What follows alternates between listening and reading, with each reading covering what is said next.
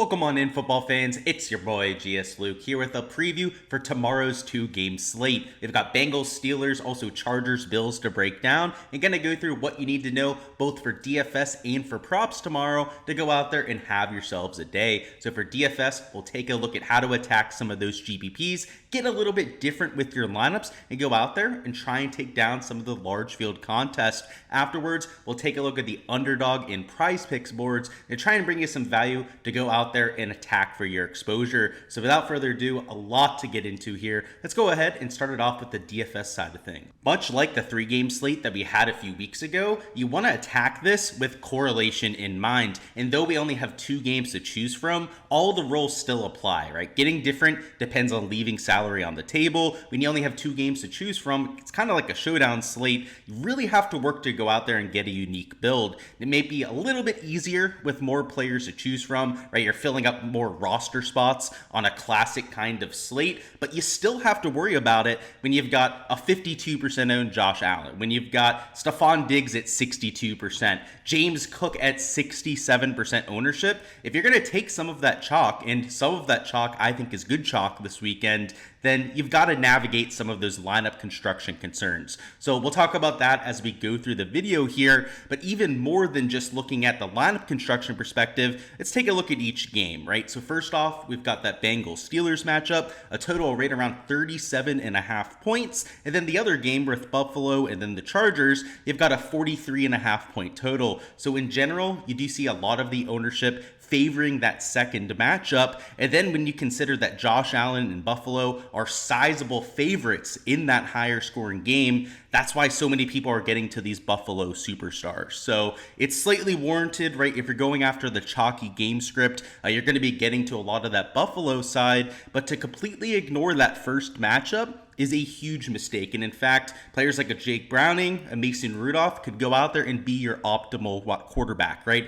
Even at lower salary levels, right? You're saving that salary. It's not like you need to save that $3,000 at quarterback, but I think they have, within 5 to maybe 7 point ceilings of a Josh Allen. So we'll talk about some of the different scenarios where maybe you want to get to these cheaper quarterbacks. But if you're going to take a Josh Allen, if you're going to go that chalkier approach, just know that's going to have consequences on the rest of your lineup, right? You're going to have to punt a little bit more at wide receiver or tight end to go out there and differentiate yourself to the field. So let's break down this first matchup, right? We got Jake Browning versus Mason Rudolph, his first start for the Steelers this year. And I do think you're going to see a huge running approach for the Pittsburgh side. A lot of people are excited about Rudolph. He's got a really big arm. He's somebody that can throw it deep, kind of like a Kenny Pickett can.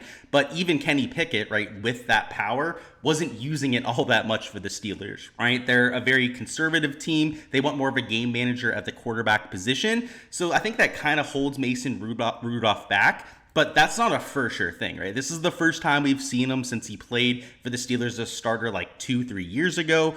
He had a few spot starts where he wasn't really all that effective. So I'd say the odds are that we see a rushing attack, see a lot of Jalen Warren, Najee Harris out there, but don't leave the possibility completely out there that he goes out there and slings the ball around, right? He played for a air raid offense out there in college, was throwing the ball downfield an absolute shit ton. I know that because he played my Pitt Panthers out there in college, and they beat us like 73-7 or something like that. And they were all like 60, 70-yard touchdown passes. The year that he came in for Big Ben, right, played pretty much the entire year, he threw like 26 touchdowns that year. So he's not completely incapable. I think he's a huge step up in talent compared to a Mitch Trubisky, but still only projects for about 2.75x value. So that's why I think a Josh Allen is probably worthy of being that chalk, because not only is he projecting for by far the highest points, the highest ceiling on the slate, in terms of just efficiency, right? If we're looking at the points per dollar metric, which is a real easy way to dumb down your analysis,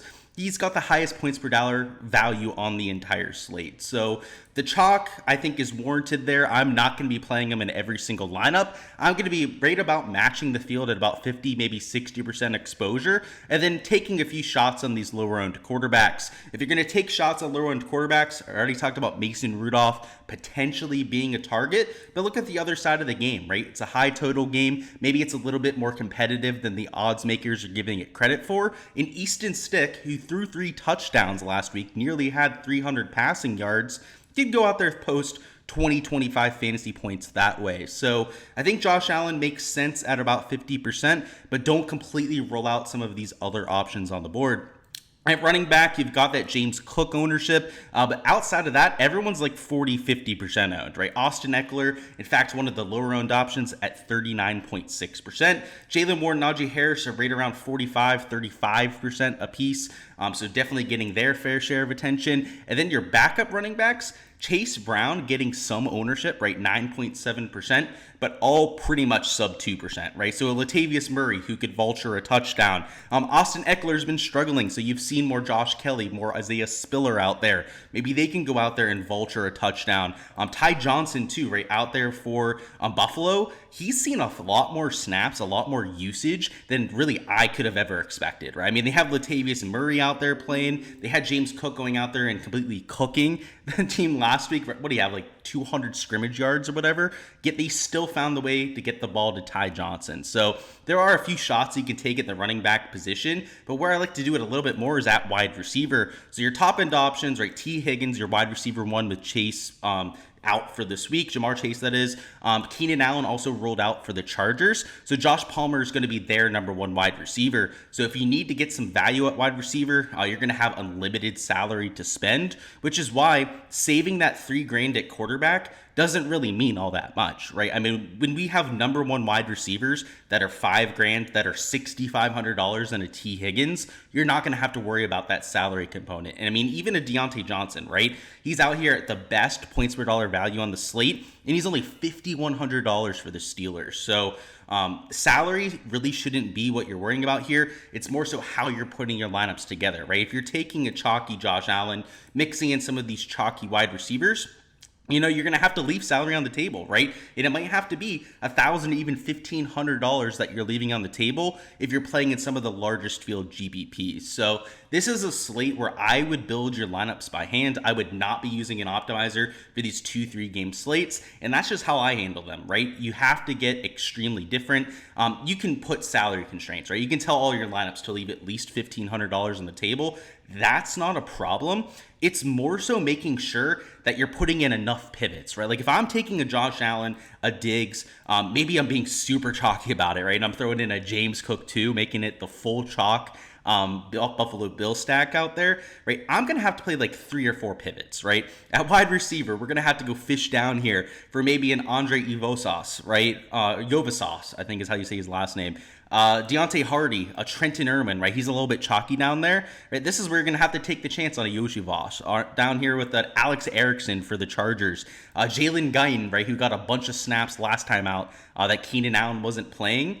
All of these guys are like 2% owned. If you're going to take all the chalk for Buffalo, you're going to need 2-3 of those players in your lineup. Out there, tight end, you have some punts, right? You got the 2 backup tight ends for Pittsburgh, right? Washington and Connor Hayward that you could play. Mitchell Wilcox, third stringer out there for the Bengals. Heck, even Drew Samples, like 0.8% owned. He's the quote-unquote backup tight end for the Bengals, but he does play the most snaps out of him, Hudson, and Wilcox. You could take any of these guys and get different, but you're going to have to play like 3 or 4 of them, right, if you're taking all those chalky players. And you can throw Dalton Kincaid into that as well, right? He's 35% owned, your highest owned tight end on this slate. Just a lot of consequences if you're getting to those chalky players. Whereas, if you start with a Mason Rudolph, Easton Stick, so on and so forth, feel free to go ahead and just spam all of these wide receivers. I mean, if you just want to play all of this 4 or 5K range that is projecting for by far the best value on the slate, there's no problem doing that, right? Adding one of them at flex, playing, all 3 of them at the wide receiver spots that you have, as long as you're getting different at quarterback. You're going to have plenty of salary to leave on the table because of the salary you're saving at wide receiver and at the quarterback position. And if you want to take a chalky Eckler, even a James Cook in that kind of lineup, right? Try and leverage yourself off of Josh Allen by taking Cook and hoping that he scores touchdowns. You can do that as well. You're going to have all the salary in the world to work with. So it's a slate that if you want to take the chalk, I see a few ways that you can get the job done. But in my opinion, and again, I'm going to be taking both approaches, right? Just make sure that you're differentiating no matter what you're doing. If you want to go with the cheaper quarterbacks, there's a lot of leverage and a lot of room to get that job done there too. So As per usual, guys, take your shots on these 2-game slates, even more so than what you have, with a classic slate that'll have 10 to like 13 games. You're going to get the random players that go off, right? You don't need 15, 20 fantasy points to break the slate, right? If one of these backup tight ends like Drew Sample goes out there, scores a touchdown, gets 10 fantasy points tomorrow, that breaks the slate at $2,500, right? And he'd be like a sub 1% adoption. At wide receiver, maybe it's Deontay Hardy, right? Who's real shifty, right? They use him as a kick and punt returner. Maybe he takes a short screen for a touchdown. Like this kind of crap happens all the time in NFL DFS, and that's how you win the GPP tomorrow, right? It's not by playing Stephon Diggs or, a Josh Allen, right? You take them in lineups, like no shit Sherlock, right? You're playing the best quarterback in the highest total game on the slate. Like go for it, right? That's fine. You're going to win the GPP with these flyers that you're taking down here, right? And getting them right out there for tomorrow. So if you're in a large field GPP, you're playing 150 different lineups, embrace that volatility, leave some salary on the table, and try and get wacky with things. And now for some props. So over here on Underdog, we've got this over on Stephon Diggs receiving yards and also an over on Josh Palmer receptions. So first off, Diggs is minus 140 for the over on Draftkings. Over there on FanDuel, he's at 69.5 yards. On Pinnacle, he's in the minus 130 to minus 135 range. It's been hovering around there, moving back and forth there a little bit. But either way, a lot of sportsbook value that you can lock in the matchup is one of the best in the league. The Chargers led up the third most fantasy points to opposing wide receivers in the entire league. And if you look at receptions, targets, yards, touchdowns per game, pretty much every single metric, they're in the bottom 10 of the league in every single metric and bottom 5 on most of them, which is why they lit up all those fantasy points. So for Stephon Diggs in a game they absolutely have to win to have any chance of making the playoffs, they're not going to, go out there and be soft, right? If they get out to a 14, 21 point lead, the Bills are going to try and run up the score, right? They cannot take any chances out there at this stage of the year. And the fact that he has such a soft matchup against the secondary that has looked like Swiss cheese out there, the odds are in our favor. We have all that value to lock in. And then we've got, of course, the matchup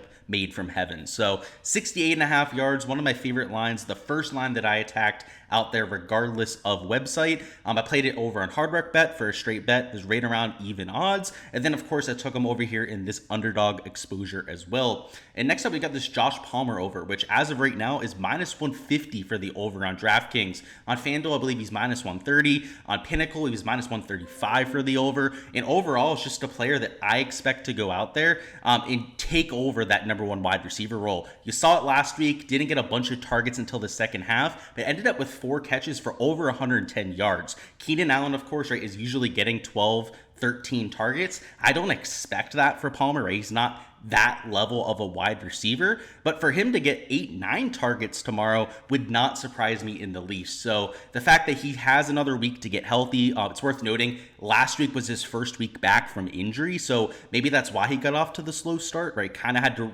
get himself acclimated, get used to things. But what I saw in the second half was extremely promising for his future. So kind of like Diggs, he's got a decent matchup, right? Bills defense is one of the better in the league, so we don't want to harp on that too much. It's more so the situation that he's playing in, right? No Keenan Allen, got all the targets last week, is more healthy this time around. And then, of course, with minus 150 juice on DraftKings, you're not going to find that kind of prop very often. So 2 overs that I put together for a little 3x card. And now on Prize Picks, a little 3-man card where we can lock in a little correlation. So first off, we've got this Easton Stick over at 20.5, and I'm matching it up with Stephon Diggs at 15.5 fantasy score. So rather than going with the yardage, I went with the fantasy score here, just because it's bumped up to 70.5 over on Prize Picks. So first off, Easton Stick, another prop that's used in our favor. He's minus 130 on DraftKings. He's already up at 21.5 completions over there on FanDuel, and on Pinnacle is minus 135 for the over. So once again, you're locking in that sportsbook value, right? Eating up a lot of that juice that DraftKings, actually I shouldn't say DraftKings, that what am I saying? That Prize Picks and Underdog are, putting on all their props, right? It's usually minus 130. For 2-mans, it's closer to minus 140 odds that you're eating there. So to be able to make up for that is huge, right? That's why I only go out there and go after juiced props. A lot of people say like, you can obviously go after those 50-50s. you're going to do so, play them on a sports book, right? Where you're getting the full payout for what you're deserved out there. So Easton Stick over, that correlates, of course, with the Josh Palmer over that we took before. And then Stephon Diggs, this prop maybe isn't as strong as the yardage prop we had before, but he has decent touchdown equity in this game, right? Projects for about 0.4, 0.5 touchdowns per game. So that's 2.5, 3 fantasy points right there. On top of the fact that he's projected for 6 catches and then 68.5 receiving yards. So that's 12.8 fantasy points right there. Again, DraftKings uses the same scoring as Prize Picks, so it's a full points per dollar. So that's 12.8 points right there. Then if you give him the 2.5, 3 points for the touchdown, that's where you can see that he's projecting for closer to 16 or even just a little bit over 16 fantasy points right there. So again, a slipper, you can kind of get some correlation going, which helps you out with the hit rate on this sort of slip, and 3 props that are also juiced in your favor. Alrighty, that is all I've got for the Saturday slate preview. We'll have a video dropping tomorrow going over what to expect for Sunday, which of course is Christmas Eve. So happy holidays to everyone out there, and plenty of football to get into. Just one of the better days of the entire year for the sport, and looking forward to it on that end. So go ahead, smash that like button for me if you haven't already, and also make sure you are subscribed to the channel so you don't miss any of that content when it drops. On top of that main slate content, we have a 3-game slate for Monday that I'll likely be putting out a little piece of content out for too. And it's not 100% because we got the holidays. I'll definitely be with family for most of the time. But if I can take that 30 minutes to an hour that I need to go out there and bring you guys a video, I'll make sure to get it done for you. So best of luck out there. Looking forward to this weekend. Should be a fun one. And let's go out there and have ourselves a Saturday.